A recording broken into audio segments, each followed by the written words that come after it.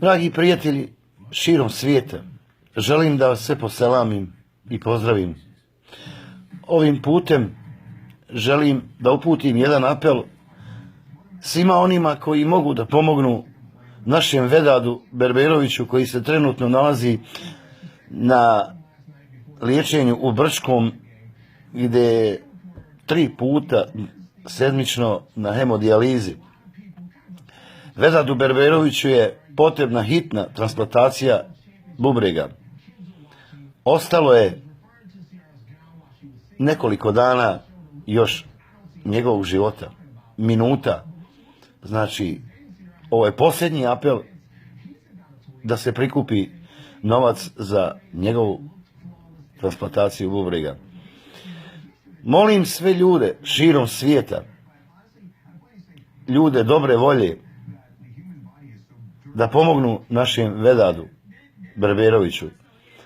Ako želite i ako možete, a znam da može danas svako odvojiti koliko toliko, evo recimo jedno paklo cigareta koliko košta, da odvojimo za našega Vedada.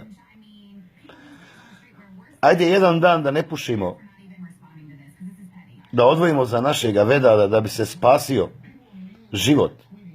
Vidite šta možemo da uradimo, samo da jedan dan mi koji pušimo, jedan dan da ne pušimo, vidite šta možemo da uradimo, da spasimo nečiji život.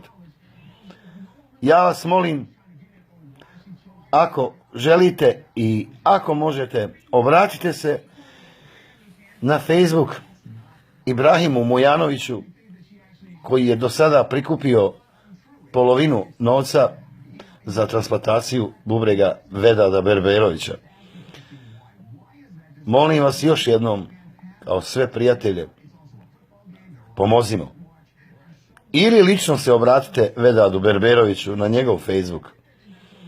Možete znači poslati novac lično na njegovu adresu, možete na broj žiro računa, možete se i uvjeriti da je ovo istina, da je potrebno podhitno Vedadu Berberoviću za transplantaciju bubrega. Hvala vam puno svima od srca, hvala